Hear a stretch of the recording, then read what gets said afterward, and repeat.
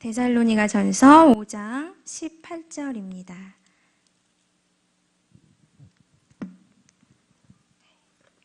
우리 한 절 짧으니까요. 같이 한번 읽도록 하겠습니다.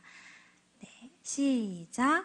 범사에 감사하라. 이것이 그리스도 예수 안에서 너희를 향하신 하나님의 뜻이니라. 우리 한 번만 더 읽어볼까요? 너무 중요한 말씀입니다. 한 번만, 우리 적은 수가 모였지만 큰 소리로 한번 다시 읽어보겠습니다. 시작. 범사에 감사하라. 이것이 그리스도 예수 안에서 너희를 향하신 하나님의 뜻이니라. 네, 오늘 귀한 말씀 가지고 우리 같이 말씀 나누기를 원합니다. 우리 말씀 나누기 전에요, 제가 먼저 영상을 하나 준비했습니다. 어떤 영상인지 같이 한번 보고 계속해서 이야기를 나누겠습니다.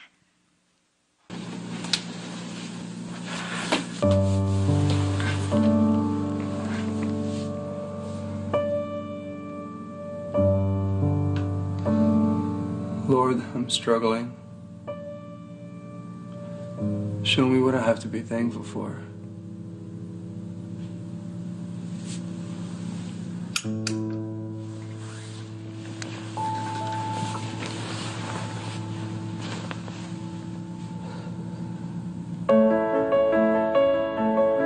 By the way, it's not a bill. It must be 15 bills.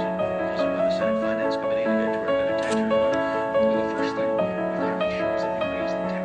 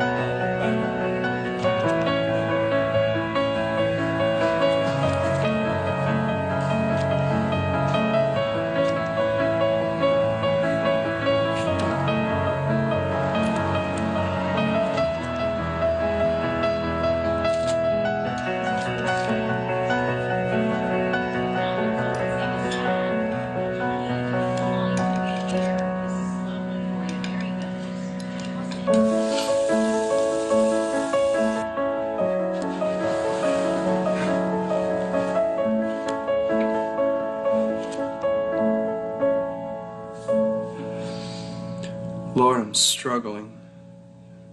Show me what I have to be thankful for.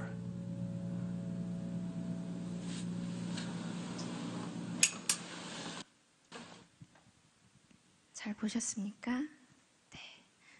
저는 이 영상을 보면서 되게 찔림이 왔습니다. 그리고 어쩌면 우리의 모습과 참 비슷하다라는 생각을 제가 하면서 보았는데요. 주님, 너무 힘이 듭니다. 내게 무엇을 감사해야 할지 보여주십시오라는 이 문구가 참 찔림이 다가오는 그런 문구인 것 같습니다. 여러분 한번 생각해 보셨으면 좋겠습니다. 오늘 아침 일어나서부터 이 자리에 오셔서 앉으시기까지 여러분의 마음이 어떠셨는지 한번 생각해 보십시오. 아침에 딱 눈을 뜨면서 오늘 아침을 어떠한 마음으로 맞이했는지, 아침 식사를 하면서 또 나오려고 준비를 하면서 길을 걸어오면서 이 자리에 앉으면서 어떤 마음이었는지. 사실 감사합니다라는 그 마음보다는 힘들다, 피곤해, 오늘 왜 이렇게 피곤하지? 뭐 이런 식의 반응이 우리의 모습 속에 더 많았을지도 모릅니다. 우리가 이번 한 달 동안 좀 이런 이야기를 나누려고 합니다. 감사에 대한 이야기입니다. 우리 감사에 대한 이 주제를 가지고 나누는 그 이야기는 여러분 평소에 참 많이 생각해보는 이야기고 많이 들어온 그런 이야기이기 때문에 여러분 마음속에 이미 결론이 딱 나에 있을지도 모릅니다. 아, 감사하라는 이야기구나. 아, 슬플 때나 기쁠 때나 고통받을 때나 아무 때나 감사해야 하는구나. 그런 이야기 하겠지? 그런 결론이 여러분 마음속에 이미 나 계실지도 모르겠습니다. 근데 맞습니다. 제가 한 달 동안 여러분과 함께 이야기할 이야기가 그 내용이 맞고 그게 결론이 맞는데, 그래서 참신하지 않고 새롭지 않을 수 있지만 이 한 달 동안 정말 우리가 해 나가야 할 게, 저의 바람은 그냥 추상적으로 감사합니다. 아, 그래. 감사하며 살아야지 하고 끝내는 게 아니라 구체적으로 정말 나의 삶에 어떻게 내가 감사를 할 수 있을지, 어떤 부분에서 내가 어떤 감사를 입술로 고백할 수 있는지 우리가 좀 생각해보고 실천해보고 적용을 해보는, 우리가 좀 그런 시간을 이 한 달 동안 가지려고 합니다. 그래서 이 한 달 동안 여러분 마음속에요, 기대감을 가지셨으면 좋겠고, 그 기대감을 가지고 감사의 고백이 마음껏 흘러나왔으면 좋겠습니다. 오늘 말씀으로 한번 들어가 보겠습니다. 오늘 말씀, 데살로니가 전서 말씀이지요. 오늘 말씀 너무 잘 알고 계시지요? 이 말씀 18절과 이어져 있는, 사실 그 전부터 이어져 있습니다. 그 앞에 항상 기뻐하라, 쉬지 말고 기도하라, 범사에 감사하라. 이렇게 쭉 이어지는 본문이지요. 저는 이 말씀이 저 어렸을 때부터 집에 이렇게 액자로 걸려 있었습니다. 그래서 그냥 아무 생각 없이 습관적으로 제가 항상 봐왔던 그런 말씀입니다. 그래서 이 말씀은 너무 쉬운 말씀이면서도 너무 중요한 말씀이다라고 이야기할 수 있습니다. 자, 데살로니가 전서 누가 썼을까요? 바울이 썼습니다. 그렇지요? 사도 바울이 썼는데 누구에게 썼냐면 데살로니가 지역에 살고 있는 교회의 성도들에게 쓴 편지입니다. 자, 데살로니가 그 지역이 어떤 지역이었냐면 항구 도시였습니다. 항구 도시였기 때문에 상업적으로 아주 교역적으로 중심의 역할을 감당했던 지역이 바로 이 지역입니다. 항구 도시였기 때문에 수많은 다양한 사람들이 살고 있었습니다. 원래 살고 있던 사람들도 있었지만 로마 사람들, 그리스 사람들, 많은 사람들이 공존하고 있었습니다. 다양한 사람들이 살고 있었기 때문에 다양한 문화가 공존을 했고, 문화뿐만 아니라 다양한 종교가 이 지역 안에 있었습니다. 유대교의 회당도 있었고, 또 여신을 막 섬기는 잡신도 있었고, 여러 말도 할 수 없을 정도로 많은 잡신들이 이 지역 안에 있었고요. 또 로마 사람들은 그 로마 황제를 신격화시켜서 신전을 짓고 그 황제를 위해서 예배를 드리는 그런 종교도 데살로니가 지역에 많이 있었습니다. 데살로니가 지역은 물질적으로 참 풍요롭고 화려한 그런 지역이었지만 영적으로는 너무 타락한, 너무 좋지 않은 그런 지역이라고 할 수 있습니다. 영적으로 타락했던 이 데살로니가 지역에 누가 들어가냐면 바울이 이제 들어갑니다. 왜 들어가게 됐을까요?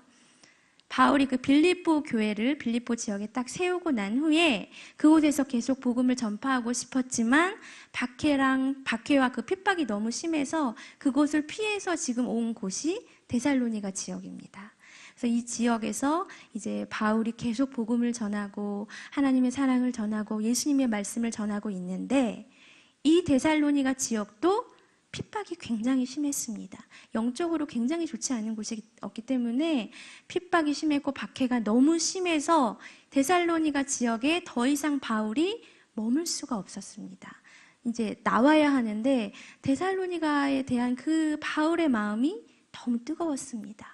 복음을 전하고 싶고 하나님의 사랑을 막 전하고 싶고 하나님의 말씀을 전하고 싶고 이 지역의 사람들에 대한 그 영혼에 대한 마음이 너무 커서 바울이 이 데살로니가 지역에 있는 교회에 한 사람을 남겨둡니다.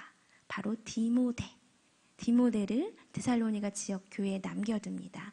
그래서 디모데가 그 교회에 남아서 그 성도님들과 함께 열심히 예배하고 또 많은 일들을 하고 또 그 사람들을 격려하고 사랑해주는 이런 일들을 이제 디모데가 감당을 했는데요.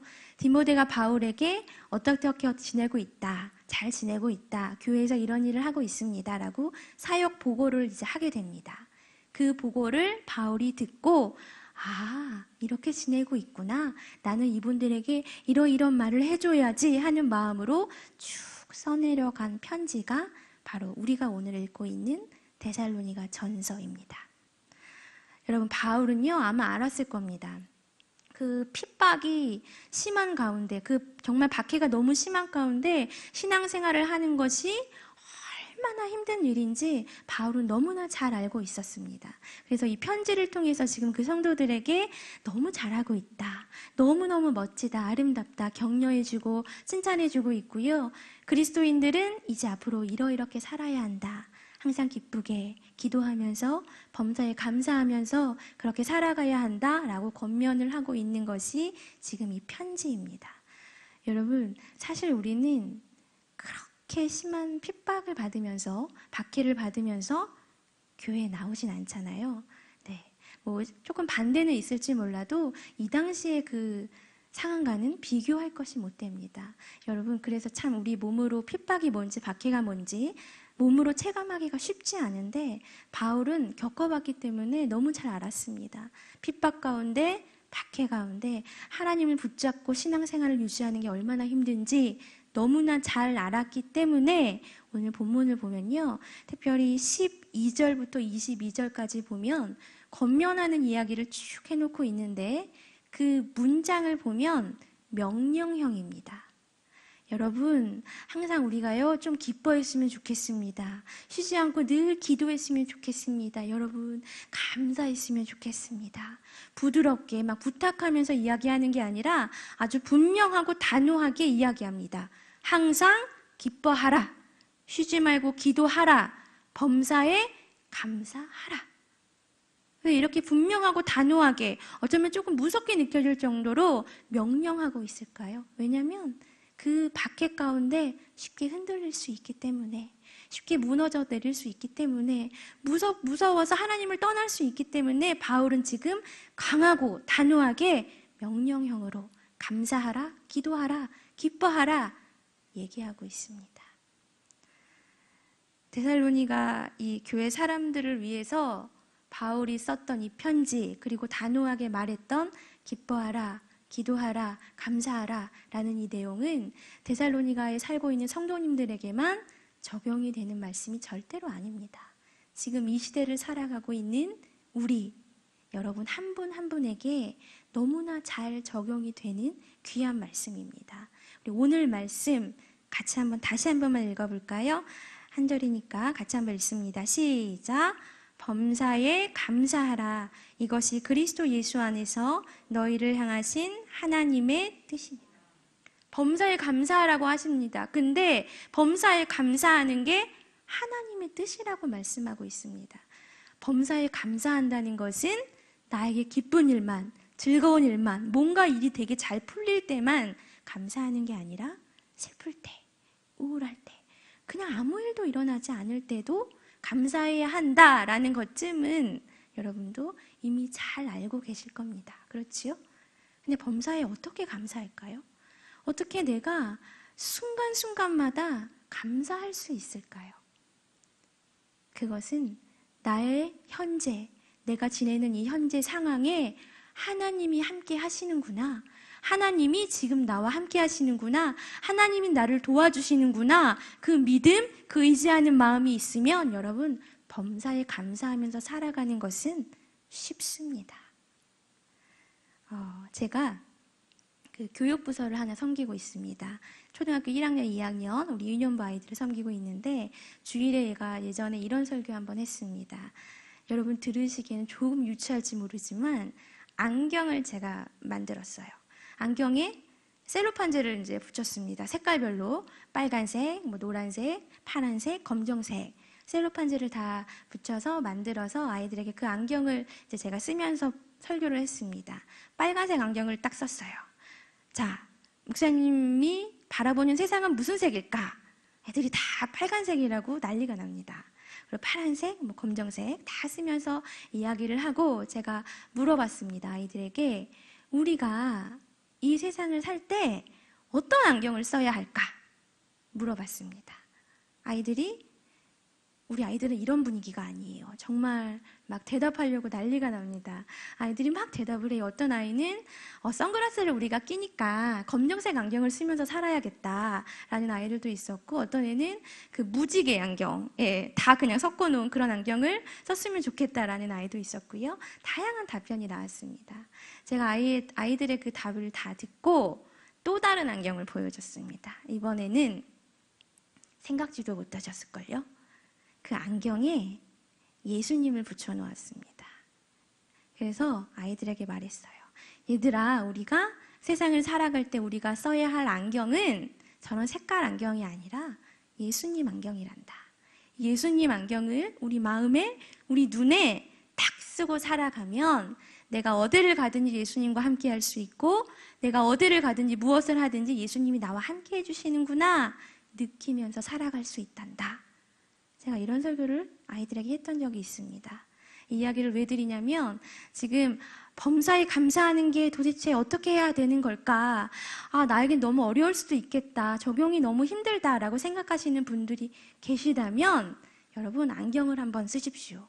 예수님 안경도 좋지만 감사 안경, 감사라고 쓰여진 안경이 있다라고 생각을 하시고 상상력을 막 발휘하셔서 그 안경을 나의 마음에, 나의 눈에 쓰십시오. 그리고 살아가십시오. 그렇게 살아가시면 이 일을 봐도 감사처럼 보이고, 저 일을 봐도 감사처럼 보이고, 또 다른 사람을 봐도 전혀 감사할 수 없는 사람임에도 불구하고 나는 감사 안경을 썼기 때문에 감사로 보일 수밖에 없습니다. 여러분, 지금 쓰십시오. 안경을 마음에, 눈에 감사 안경을 쓰고 살아가십시오. 이 감사라는 것에는요, 어마어마한 힘이 있습니다. 특별히 감사합니다 라고 고백을 하는 순간, 나의 입술로 이 말을 내뱉는 순간 정말 여러분 상상하지도 못하는 일이, 예상하지도 못하는 일들이, 좋은 일들이, 놀라운 일들이 여러분 삶 가운데 막 이루어지는 것 분명하게 느끼실 겁니다. 인생을 살아가는데 그 인생의 핸들은 우리의 말이라고 합니다. 우리가 오른쪽이라고 하면 우리의 인생은 오른쪽으로 가고요. 우리가 직진이라고 이야기하면 우리의 인생은 쭉 앞을 향해 나아갑니다. 사람은 자신이 던진 말을 따라서 살아가게 되어 있습니다. 이것이 말의 힘입니다. 내가 감사합니다 라고 이 말을 내 입술을 통하여 내뱉는 순간 일어난 일은 감사할 수 없는 일임에도 불구하고 내 입술로 지금 감사합니다라고 내뱉어 버렸기 때문에 나의 앞에 일어난 일은 감사의 일로 되어 있습니다. 여러분 믿으시기 바랍니다. 한 예를 들어드릴게요. 중세시대에 한 수도사가 제자들에게 이런 이야기했습니다. 감옥과 수도원의 차이라는 그런 가르침을 남겼습니다. 한번 들어보시겠습니까? 감옥과 수도원은 환경상으로 매우 비슷할 수 있다. 그렇다면 무엇이 감옥을 지옥으로 만들고 수도원을 천국으로 만드는가? 감옥에서는 불평으로 하루를 시작하고 수도원에서는 감사로 하루를 시작하기 때문이다. 이것이 감옥과 수도원의 차이이다. 그러나 만일에 수도원에 있는 우리가 감사를 잃어버리면 이 수도원이 지옥으로 변할 것이고, 감옥에 있는 자들이 감사를 발견한다면 그 감옥이 오히려 천국으로 변할 수 있을 것이다. 여러분 믿음으로 언제나 나를 바라보시고 나와 함께 해주시는 그 하나님을 믿고 의지하면서 아침을 감사로 맞이했던 그 수도원, 안타깝게도 하나님이 어떻게 바라보시는지, 어떤 눈으로 바라보시는지 느끼지 못하고 그냥 불평으로, 짜증으로 하루를 시작했던 감옥, 여러분 둘 중에 무엇을 선택하시겠습니까? 성경 인물들을 보면 이 감사를요 너무나 잘 선택했던 사람들이 있습니다. 우리 지난주에 말씀 혹시 기억나시나요? 한 여인 만났는데 한나라는 이 여인의 삶도 보면 기쁨과 감사의 삶이었습니다. 아직 임신하지도 않았는데, 아직 아기를 갖지도 않고 아직 아기를 낳지도 않았음에도 불구하고 한나는 기뻐하고 감사했습니다. 그 기뻐하고 감사하는 순간 하나님이 일하셨고 하나님이 역사하셨습니다. 또 요셉 한번 생각해 볼까요? 요셉은 정말로 수많은 고난, 수많은 역경을 이겨낸 그런 사람입니다. 어렸을 때는 형들에 의해서 그 말도 안 되는 일이지요. 노예로 애굽으로 팔려가게 되고 또 그곳에서 지내다가 보디발의 아내로 오해로 인해서 고자질이지요. 그런 일로 인해서 감옥에서 옥살이를 하게 되고 참 어렵게 참 힘들게 그렇게 살아왔던 사람이 요셉입니다. 그런데 요셉이 나중에 커서 정말 하나님의 도우심으로 애굽의 총리가 되어서 형들을 만나지요. 그 형들을 만날 때 요셉이 아주 놀라운 고백을 합니다. 창세기 50장 20절입니다. 당신들은 나를 해하려 하였으나 하나님은 그것을 선으로 바꾸사 오늘과 같이 많은 백성의 생명을 구원하게 하시려 하셨나니. 여러분 너무 놀라운 고백 아닙니까? 요셉의 이 고백을 보면 요셉은 정말 순간순간 감사하며 살았구나.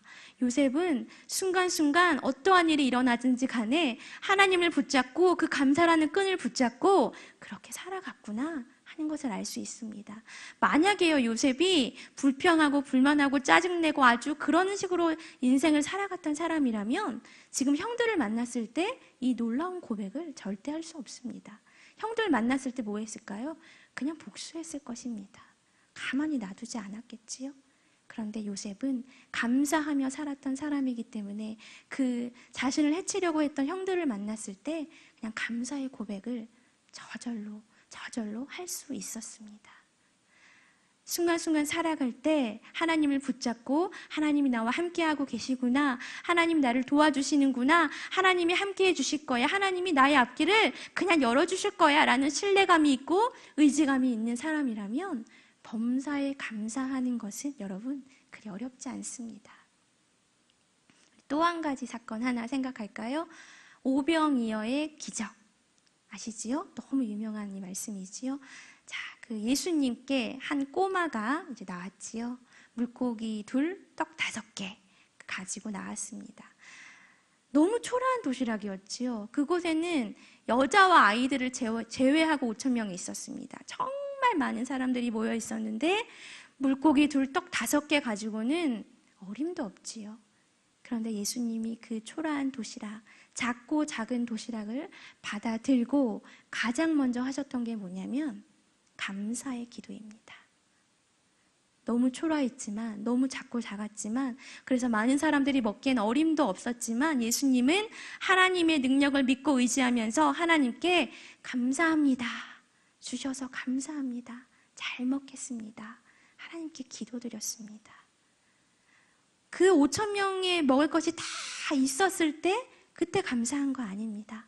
그냥 아무 일도 일어나지 않았을 때 미리 감사했습니다. 그 감사로부터 기적이 일어날 수 있었습니다. 감사한 사람들이 성경에 참 많이 나와 있습니다. 제가 또 한 명을 여러분께 소개해 드릴 텐데 이분은 그 성경에 나오시는 분은 아닌데 저는 이 감사라는 이야기를 들을 때마다 항상 이분이 생각이 납니다.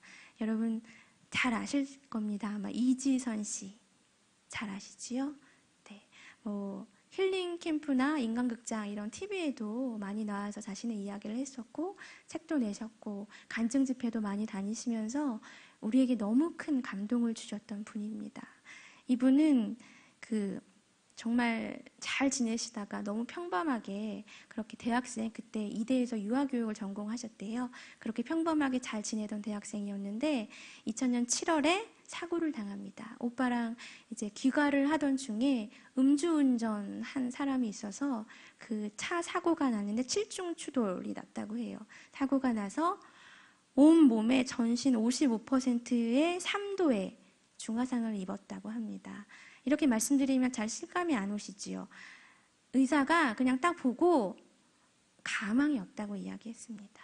포기해야 된다고. 이제 더 이상 사람 구실하면서 살아가지 못한다고 의사들이 다 손을 쳤다고 합니다. 그런데 이지선 씨는 포기하지 않았습니다. 포기하지 않고 악착같이 30번이 넘는 그 고통을 가지고 수술을 했다고 해요. 수술을 하면서 재활치료도 악착같이 받고 남들은 다 이제 끝이다. 세상에 나오지 못한다. 너는 정말 외계인같이 생겼다. 막 이런 말을 했지만 이지선 씨는 끝까지 끝까지 포기하지 않고 하나님 붙잡고 이겨냈습니다. 그래서 이 코나 이마나 볼 같은데 새로운 살들이 돋아나는 그런 기적을 경험하면서 체험하면서 살아가셨다고 합니다. 제가 혹시 이분의 그 사고 나기 전에 사진을 혹시 보신 적 있으신가요? 제가 가지고 오진 않았는데 한번 나중에 찾아보세요. 정말 너무 예쁘게 생기셨어요. 네. 그리고 공부도 아주 잘했던 분이어서 아이들을 가르치는 그 귀한 사명이 있어서 공부도 하셨던 분이고 그렇게 정상적으로 살았던 분인데 어느 순간 정말 한순간에 나의 얼굴, 나의 몸, 나의 마음, 나의 인생 한순간 끝장이 나버렸습니다. 그 마음이 어땠을까요, 여러분? 저는 겪어보지 않아서 감히 상상할 수는 없는데 정말 말로 할 수 없을 정도로 참담했을 것 같습니다. 의사들은 정말 이제 사람 구실 못한다, 세상 밖으로 더 이상 나오지 못한다 라는 부정적인 이야기만 했고 정말 외계인처럼 생겼다라는 말을 막 사람들이 하고 별로 살기 싫었을 것 같기도 합니다. 그런데 이지선 씨는 끝까지 악착같이 최선을 다했고 삶을 붙들었고 그래서 이 몸을 공부하기도 힘들었을 텐데 그 6월인가요? 지난 6월에 제가 기사를 보니까 그 미국 UCLA 사회복지학 박사학위까지 취득했다고 합니다. 그 박사학위 취득한 후에 인터뷰한 거 보니까 자신은 장애인의 그 인생을 위해서 좀 살아가고 싶다. 장애인들의 고통, 또 장애인들의 가족들의 고통, 또 장애인과 비장애인들이 공존하는 그런 사회를 내가 좀 두 발로 뛰면서 만들고 싶다라는 그런 이야기를 제가 들은 적이 있습니다. 박사학위를 따고 안 따고 그게 중요한 게 아니라 그 여기까지 오기까지 이분의 마음이 얼마나 힘들었을까요? 얼마나 고통스러울까요? 근데 그때마다 이분은 하나님을 붙잡고 살았고 감사를 붙잡고 살았습니다. 그녀는 간증도 많이 다니고요. 책도 지선아 사랑해라는 책도 쓰시고 TV에도 많이 나오셔서 자신의 이야기를 많이 풀어내셨던 분인데 이분의 고백이 여러분 대단합니다. 이분이 뭐라고 하셨냐면 자신은 결코 그 전에 아름다운 모습으로 돌아가지 않겠습니다 라고 이야기합니다. 여러분 놀랍지 않으세요? 한번 사진 찾아보시면 정말 예쁘게 생기셨어요. 네. 근데 지금 사진 보면 정말 좀 이런 말씀 드리기 그렇지만 약간 곰보같이 이런 피부가 엉망이 되어버렸고요. 손가락도 막 짧아졌습니다. 근데 이분이 그 전에 아름다운 모습으로 돌아가지 않겠다고 고백을 합니다. 왜냐고 물어봤더니 온몸에 남은 상처, 짧아진 손가락, 이 모든 것이 주님이 날 사랑해서 주신 그 흔적임에 너무나 감사합니다. 이 고백을 이지선 씨가 하나님께 드렸습니다. 그녀의 고백 계속해서 제가 말씀드리겠습니다. 고난이 축복입니다. 눈물은 눈물로만 닦아줄 수 있고 아픔은 아픔으로만 위로할 수 있습니다. 하나님은 지금 이 모습이 아니고는 전할 수 없는 메시지를 저에게 전하게 하신 것입니다. 생명이 얼마나 소중한 것인지, 사랑이 얼마나 따뜻한 것인지, 절망이 얼만큼 사람을 죽일 수 있는지, 희망의 힘은 얼마나 큰지, 행복은 얼마나 가까이에 있는지, 기쁨과 감사는 얼마나 작은 것에서부터 시작이 되는지, 진정 세상에 부질없는 것들이 무엇인지, 내가 앞으로 마음을 쏟고 시간을 바쳐야 할 영원한 가치는 무엇인지 사고를 통해 제가 알게 되었습니다. 이분은 시간이 지날수록 감사가 더 커진다고 이야기를 했습니다. 여러분, 정말 감사하며 살아가지 못하고 있는 그 우리들에게 너무나 큰 감동, 너무나 큰 울림을 주는 것 같습니다. 마치 얘들아, 감사는 이렇게 하는 거야. 얘들아, 감사는 이 상황에서 이 정도까지 해야 이게 진정한 감사란다. 얘들아, 너희들 잘 들어, 잘 봐. 하나님이 우리에게 가르쳐 주시기 위해서 미리 준비라도 해놓은 것처럼 이지선 씨는 너무나 귀한 감사의 고백을 하면서 그 고통의 순간을 하루하루 견디며 살아왔습니다. 여러분, 하나님 보시기에 이분의 삶이 얼마나 아름다웠을까요? 얼마나 예쁘실까요? 우리도 이런 감사 좀 해야 하지 않을까요? 우리의 상황이 어떠하든, 나의 모습이 어떠하든, 나의 얼굴이, 나의 몸이, 나의 손가락이, 나의 발이 어떠하든지 간에 우리가 이런 감사의 고백이 우리 입술을 통해 좀 터져 나와야 하지 않을까요? 지금 이 시간 마음속으로 그래, 감사해야겠다. 그래, 감사해야지. 나도 감사하며 살아야지. 이렇게 결단하시는 분들 계실 것입니다. 근데 제가 이 생각만으로는 이 결단이 금방 무너지더라고요. 이 성전 나가시면서 그 마음이 조금 이렇게 무뎌지실까봐 감사하기 위해서 제가 한 가지 제안을 여러분께 드리려고 합니다. 제가 드리는 제안은 감사 일기입니다. 일기라고 하니까 부담이 탁 되시는 분들 계시지요? 저도 초등학교 때 그 방학숙제 일기 있었잖아요. 한 40일 됐나요? 저도 하루 만에 썼던 그런 안 좋은 추억이 저에게 있는데 그런 부담이 되는 일기가 절대로 아닙니다. 그냥 감사 일기, 여러분 하루 동안에 그냥 쓰는 겁니다. 한 줄도 좋고 세 줄도 좋고 여러분 마음대로 자유롭게 그렇게 나의 삶을 그냥 끄적끄적 쓰는 일기, 우리가 그런 일기를 좀 썼으면 좋겠습니다. 요즘 시중에 보면 감사일기에 대한 그 책들이 많이 나와 있습니다. 특별히 제가 그 중에 소개해드리고 싶은 책이 한 줄의 기적 감사일기라는 책인데요. 양경윤 씨가 쓴 책입니다. 이 저자는 이 책에서 뭐라고 하냐면 감사는 결국 우리가 선택해야 하는 것이다. 선택해야 하는 것이고 나는 그 감사를 선택을 했는데 선택을 했음에도 불구하고 그 마음을 붙잡고 살아가는 게 쉽지 않았다. 그래서 내가 선택한 방법이 감사일기이다 라고 말을 하면서 감사일기를 쓰는 그 방법, 그런 자신의 이야기를 쭉 풀어놓았습니다. 이분이 어떻게 감사일기를 썼는지 제가 한번 소개해드리겠습니다. 감사일기를 통해서 얻고자 하는 것은 아름답지 않은 것을 아름답다고 말하면서 감사하고 나를 속이는 것이 아닙니다. 아름답지 않은 것이 주는 깨달음을 통해 더 나은 세상으로 나아가는 감사를 느끼는 것입니다. 감사일기를 매일매일 작성하면서 내가 더 밝아지고 지혜로워짐에 감사합니다. 감사합니다. 감사합니다. 우리 한 번 더 읽어드릴까요? 사람들의 마음이 다 똑같지 않다는 사실을 알게 되어 감사합니다. 상대방을 위한 일이었지만 그것을 받아들이는 사람이 이미 벽을 쌓아두었다면 그도 받아들이기가 참으로 힘들겠지요. 그 순간 너무 속상해서 눈물이 나려고 했습니다. 하지만 모든 것을 받아들이고 수용하기로 했습니다. 감사합니다. 감사합니다. 감사합니다. 그냥 하루를 돌아보면서 이렇게 세네 줄 되나요? 이렇게 썼습니다. 어렵지 않으시지요? 이분이 팁을 하나 저에게 주고 계십니다. 감사일기를 작성하는 7가지의 원칙을 이렇게 써놓으셨는데 제가 한번 가르쳐 드리겠습니다. 첫 번째는 한 줄이라도 좋으니까 매일 써라. 이게요, 한 3일 정도 쓰다 보면 작심삼일이라는 말도 있듯이 이게 정말 될까? 이거 쓰나마나 아니야? 이런 마음이 든대요. 근데 그러지 말고 부담 갖지 말고 그냥 한 줄.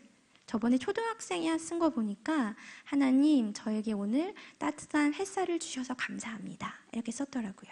이런 식으로 한 줄만 써도 좋으니까 매일 써라. 이런 말을 해주셨고요. 두 번째는 주변의 모든 일을 감사하라. 시야를 열고 마음을 열고 다 한번 둘러보고 감사해라 라는 말이고, 세 번째는 무엇이 왜 감사한지 구체적으로 작성하라. 하나님, 나에게 음식 주셔서 감사합니다. 이게 아니라 하나님, 내가 오늘 힘이 없었는데 내가 오늘 고기를 먹었습니다. 고기를 먹었음에 나에게 힘을 주셔서 감사합니다. 이런 식으로 좀 구체적으로 감사를 쓰라라고 말하고 있고요. 네 번째는 긍정문으로 써라. 부정어를 사용하지 말라는 거지요. 할 수 있다, 좋다 이런 식으로 긍정으로 써라. 다섯 번째는 때문에가 아니라 덕분에 라고 써라. 때문에는 약간 부정적인 의미가 있잖아요. 그러니까 남편 때문에 이게 아니라 남편 덕분에, 우리 아이들 덕분에, 이렇게 덕분에라고 써라. 여섯 번째는 이 감사일기는 현재 시제로 작성해라. 이 말은 뭐냐면 미래의 일을 미리 현재로 끌어와서 감사하라는 겁니다. 내일 병원을 간다면 하나님, 제가 내일 병원에 가서 엑스레이 촬영을 하려고 합니다. 엑스레이 촬영이 잘 된 것에 대해 하나님 감사합니다. 이런 식으로 미래의 일을 현재로 그냥 감사해라 라는 그런 이야기고요. 마지막 7번째는 모든 문장은 감사합니다 라고 마무리해라. 이분이 일기를 보면 감사합니다를 3번이나 쓰셨어요. 그 감사합니다를 3번이나 했으니까 더 감사가 풍요로워졌다라고 이야기하시더라고요. 그래서 마무리는 감사합니다라고 해라. 어렵지 않지요? 매일 한 문장만이라도 쓰고 긍정으로 쓰고 마무리는 감사합니다라고 해라. 우리가 여러분 한번 해보십시오. 감사일기. 정말 한 줄도 좋고요. 3줄도 좋고 쓰셔서 내 삶이 어떻게 달라지는지 여러분 한번 느껴보셨으면 좋겠습니다.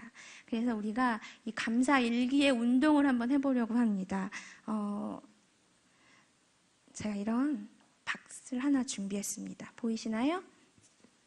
감사일기 상자입니다. 아주 예쁘게 우리 집사님 만들어주셨는데 우리 일기 박스를요. 제가 수요 여성 예배 때마다 저 뒤에다가 놓겠습니다.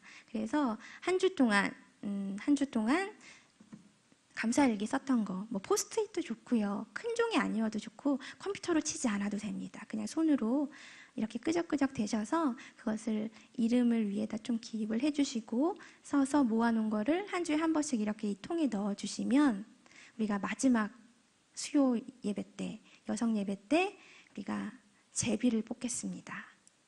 제비를 뽑아서 우리 같이 읽고요. 부담되지 않습니다. 제가 그냥 읽고 그 쓰신 분, 추첨되신 분께 소정의 선물을 드리도록 하겠습니다. 여러분, 이벤트가 아닙니다. 이벤트가 아니고 감사를 내 삶의 습관으로 만들어 드리기 위해서 우리가 좀 해보자 하는 거니까 여러분 적극적으로 좀 참여해 주시고요. 그래서 감사가 좀 넘치는 우리 여성예배가 되었으면 좋겠습니다. 여러분 감사를 선택하십시오. 그리고 감사 얘기를 하십시오. 그러면 여러분 웃게 되시고 따뜻하게 되실 것이고 행복이 여러분 가까이에 와 계실 것입니다. 같이 찬양하고 싶습니다. 네.